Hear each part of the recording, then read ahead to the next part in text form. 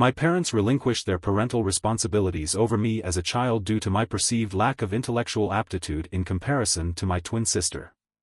Despite their attempts at reconciliation several years later, I introduced them to my new family, which led to a deterioration in their relationship. Consequently, at the age of 12, I was sent to live with my uncle, my father's older brother, in a rural area, as my parents had decided to terminate their parental rights. My parents' decision to send me to live with my uncle was motivated by their perception that they were no longer capable of providing adequate care for me. They regarded me as a burden and believed that my twin sister was more capable of being raised successfully. I do not deny that she was indeed more intelligent than I was. Unfortunately, I was unable to match her academic performance.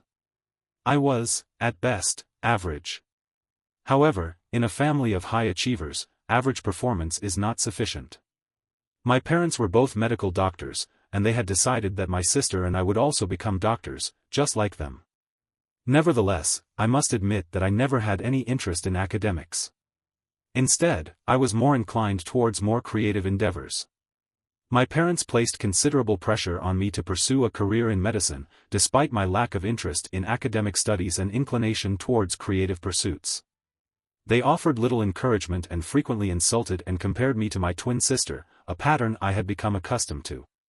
From an early age, I experienced difficulties in maintaining focus and concentration.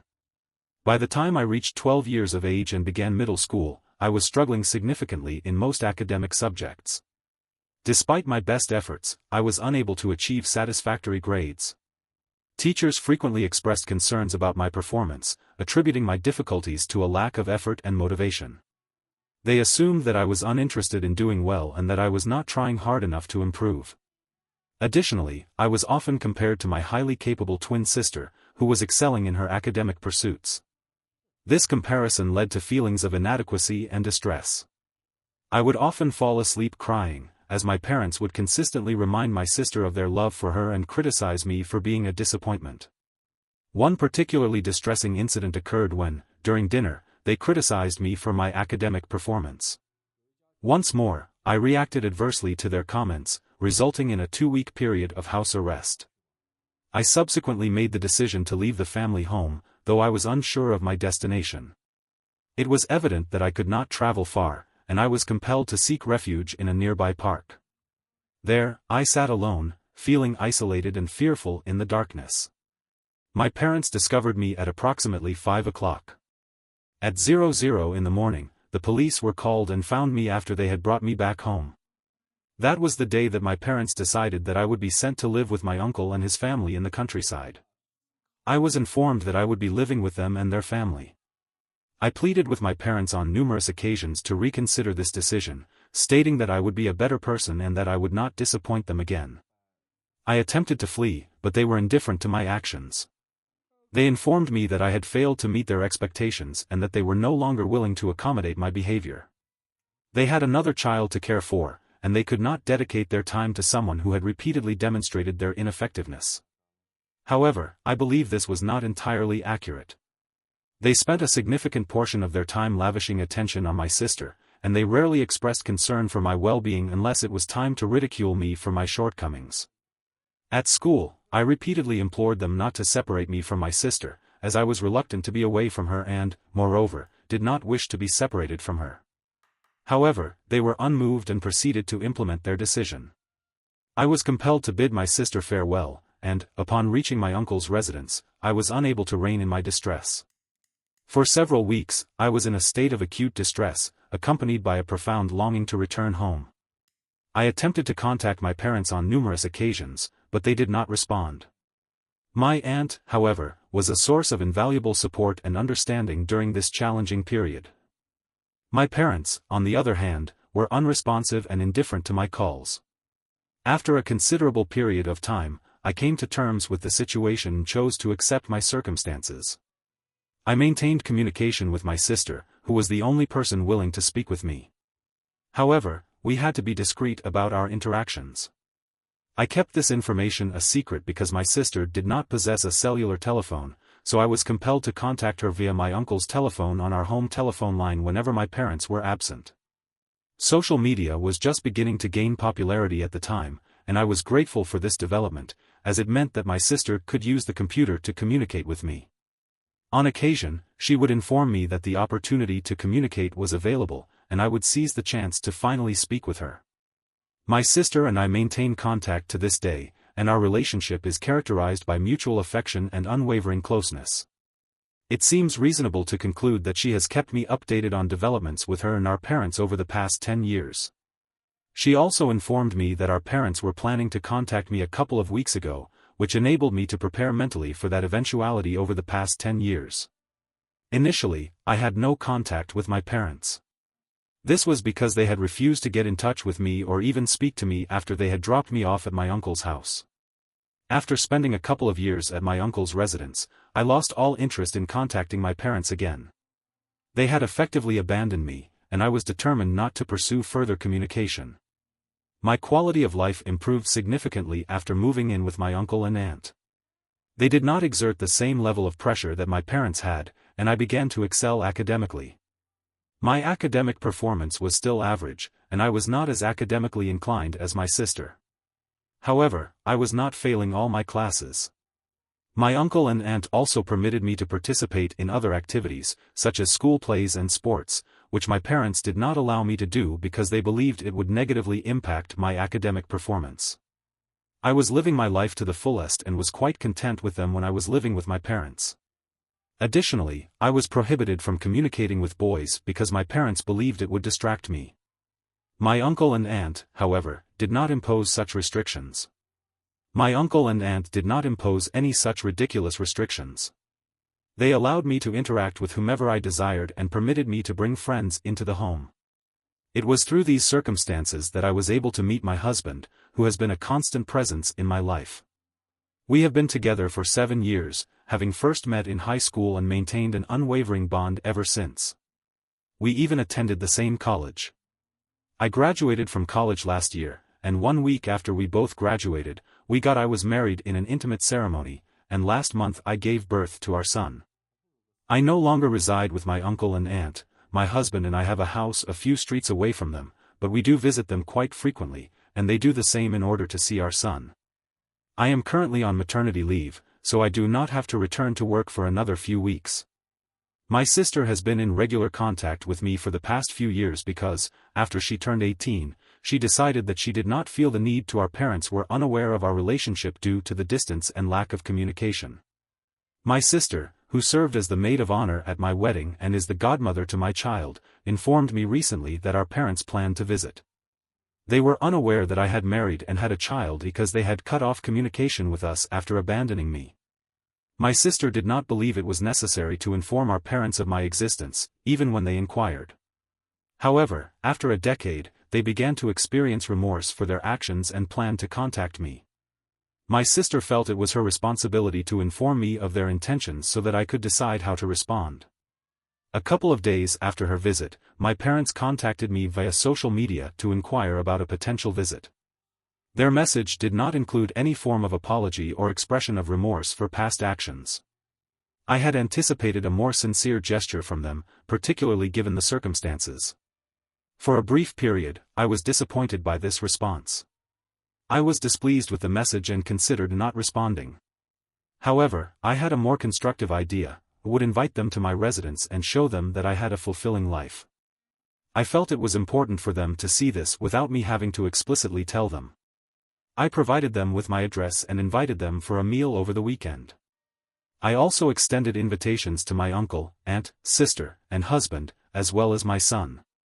The dinner was hosted at my residence, and I did not inform my uncle and aunt that my parents were to be in attendance. Consequently, there was a collective astonishment when they arrived at my house the previous weekend. This incident occurred 3 days ago, and I am still uncertain as to the propriety of my actions. Once everyone was present, the atmosphere was noticeably strained. It was evident that I had not seen my parents in a decade, and that they had been estranged from the rest of the family. My uncle and aunt were also present, as they had not maintained contact with my parents for the same reasons. My parents had promised to support me financially and to keep in touch, with the intention of ensuring my emotional well-being. However, they only fulfilled half of these obligations. They did, in fact, send money on a monthly basis, but this was not accompanied by any other form of communication. My uncle was not pleased with my parents' lack of communication and disregard for their promise to support me emotionally. He was upset that my parents were abandoning me, but he did not mind taking care of me financially. He was the one who spoke up for me and informed the rest of the family about my father's actions. As a result, there was a rift between the two, but my father he continued to send money until I turned 18. After that, there was no further contact between them. After greeting each other, we were scheduled to have dinner together. However, I decided to make a toast before that. Given the already tense atmosphere, I chose to further exacerbate the situation by leaning into the discomfort. My intention was to elicit feelings of remorse and discomfort in my parents. To that end, I began delivering a speech. In it, I praised the last 10 years of my life. I had been compared to the first 12. I perceived it to be a speech to my uncle and my aunt, as they had done a great deal for me over the past decade. I believe that I would not have been able to make it this far in life without them. I also thank my husband for being there with me all along the way and my sister for never giving up on me in spite of everything that was going on. I decided to snub my parents and my speech because I had no reason to thank them, and they were aware of this, as evidenced by their downcast eyes and silence throughout my speech. Once I had finished, I decided to further emphasize my point by turning to my parents and stating that I was finally ready to introduce them to my new family. This announcement took them by surprise, as I had not anticipated that they would be receptive to such a suggestion. Immediately following my announcement that this was my new family, my mother became visibly distressed and abruptly departed. In retrospect, it would have been preferable to avoid the subsequent complications.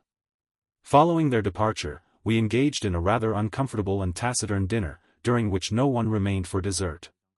I was relieved, as the atmosphere was palpably strained. While I had reservations about my parents, I did not believe my actions were justified. I have yet to have the opportunity to speak with my uncle and aunt. However, my sister and husband both believe that I took things a bit too far. They maintain that I should not have responded to my parents' messages if I did not wish to interact with them. Insulting them in such a manner was simply unwarranted. I will provide an update on the invitation to my parents for dinner and subsequent humiliation. I have apologized to my parents, but there is a consensus that I should at least speak with my uncle and aunt. As the jury is still out on my parents, I contacted my uncle today. It has been a week since the family dinner that I hosted, and we have not been able to converse much in the past couple of days due to our respective commitments. Additionally, I believe that the awkwardness persists, so we have refrained from speaking with each other. To alleviate any discomfort, I initiated communication with my uncle by telephone. Before he could express his thoughts, I informed him of my regret for not providing my parents with prior notice of the dinner invitation. He expressed initial surprise at my actions but eventually became composed. He had not contacted me because he was uncertain of my well-being following the incident. He concurred that the situation had become rather awkward, but asserted that it was now beyond remedy. I then contacted my aunt and conveyed my regrets to her, and she exhibited a comparable response. Having now apologized to both parties, I no longer feel culpable. I do not believe I am under an obligation to apologize to my parents, given the mistreatment I endured during my upbringing. It is unlikely that anyone would feel remorse for acting in the same manner. They have yet to offer an apology, so there is no reason for me to do so. I discussed the matter with my husband, who had previously advised me to apologize to them. I informed him that although my behavior at the dinner was inappropriate, the way I had been treated in the past was also unacceptable. He appeared to comprehend my perspective and agreed with my assessment. I informed my sister of the same circumstances and she initially expressed skepticism. However, she ultimately concurred that it was my prerogative to decide on the course of action I deemed appropriate. As the individual who had been wronged, I asserted that my decision would be justifiable regardless of the outcome. My sister has been unable to contact our parents for the past week. They have been unusually reticent, but I postulate that they are merely biding their time until the situation stabilizes. I am confident that they will eventually communicate with us. My sister has once again demanded an apology or attempted to create drama. I simply wished to address this matter. My sister is not attempting to be diplomatic with our parents. Even if she were, I would be fine with that. This issue does not require such extensive discussion in the comments section. I have observed that she is aware of the wrongfulness of their actions, but she was also quite young at the time. She could have voiced her opposition and objected to the decision. Although she was of a similar age, her opinions were not given due consideration at the time. Consequently, she was unable to take any action. She did, however, endeavor to maintain contact with me, which is sufficient. The reason she remains in communication with our parents is that they are advancing in age, and she is reluctant to sever ties with them, as this would give rise to feelings of guilt. This is the extent of the matter. The situation is not particularly complex, so please refrain from attributing any negative motives to her. It is unnecessary and we have a strong bond, so we do not believe the comments made about her are justified. Regarding the incident, as I previously stated in my update, I was confident that my parents would not simply accept my actions. They are not the type of individuals who easily forgive. Given the circumstances, I had anticipated some form of retaliation from their end. It finally materialized today, 10 days after the dinner I had hosted. They elected to make the incident public by posting about it on social media. This was unexpected, as they typically do not have an active social media presence. However, for this incident, they chose to make a post. As I had anticipated, the content was highly one-sided.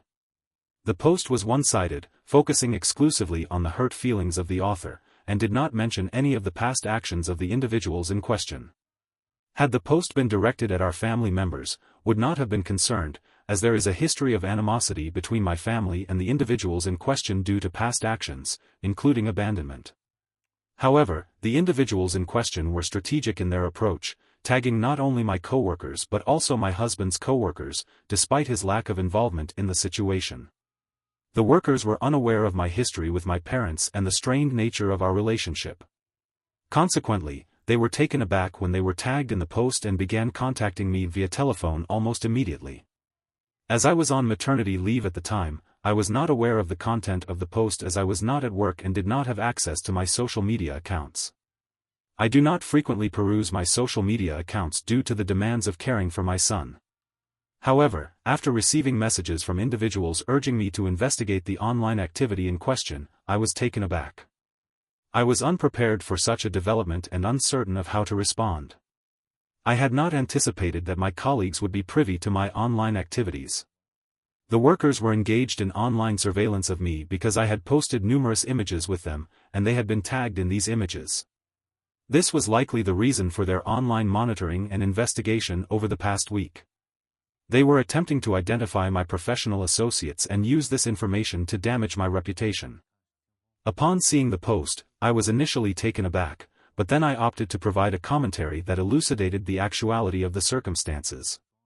I had nothing to conceal, I was the aggrieved party in the situation.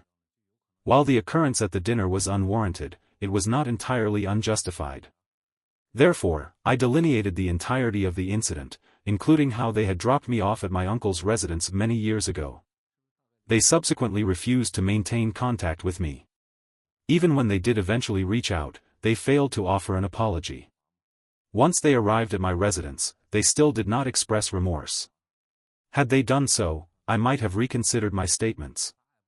However, in my view, my actions were not inappropriate. I also apologized to friends at work who had been tagged in the post. I did so on my parents' behalf because they did not need or deserve to be caught up in our family drama. It was an ill-considered and unkind action on my parents' part. I am understandably upset because they could have simply targeted me and kept things clean, but they chose to involve my coworkers. Involving workers in this situation is an unacceptable and below-the-belt tactic. I have been awaiting my husband's return. I did not wish to disturb him at work with this matter today, as he had informed me of an important meeting with a client. Otherwise, I might have contacted him and informed him about this. However, this is merely petty drama, and I am capable of handling it independently. I have already consulted with my sister, who believes that our parents are acting irrationally. It is likely that the individual in question was unable to tolerate the disrespect and subsequently lost control of the situation. While this may be the case, it is important to note that such behavior is never justifiable. I have not informed my uncle or aunt about this incident as I anticipate a strong reaction from them. Given their current workload, I do not wish to burden them with this matter at this time. Update 3. 2 hours have elapsed since my previous update. The time is currently 8, it is currently 8 p.m., and all members of my family are present at my residence. My uncle, aunt, and sister have also returned from their places of employment. We are attempting to determine the most appropriate course of action to address this situation. I am reluctant to pursue legal counsel, as many of you have suggested, due to time constraints and other considerations. I am not inclined to expend the requisite energy to file a petition and then deal with the subsequent proceedings. It is simply not a necessary course of action. My preference is to address the matter personally and to avoid involving lawyers for as long as possible. However, should the other party refuse to remove the post, I may have no alternative but to engage the services of an attorney and file a defamation lawsuit. They have not yet specified how they will proceed, but we are attempting to persuade them to remove the material. Thus far, we have sent them numerous messages requesting that they take it down. However, they have not responded to our communications. It is unclear what their rationale is for failing to act. To delete my comment would be an optimal solution, as it would ensure that the truth is known and that the significant number of people who have seen the post are aware of the circumstances. The post has gained considerable traction, which is disadvantageous to me as it does not portray me in a favorable light. It is not just my colleague who has seen the post. Individuals who had been tagged and observed the post in question have also seen it, prompting inquiries from acquaintances. The post's visibility on their feeds may have been due to my initial tagging of the post, but I have since removed that tag, yet it persists. I initially presumed this was a technical glitch in the app, but it is becoming increasingly problematic. The inquiries are becoming tiresome. I have been answering their questions, as they can simply read my comment and consider it resolved. However, they have persistently reached out to me on the matter, prompting me to respond repeatedly. This has become a source of considerable frustration. I am hopeful that this matter will soon be resolved, but I am also concerned that my personal involvement may have broader implications. I am keeping a close watch on developments and hoping that I will not be contacted by HR, as that could have unintended consequences for me. I am keen to avoid any negative impact on my professional reputation, particularly given my familial connection to this issue. As of now, my family and I are still attempting to determine a method for having this material removed.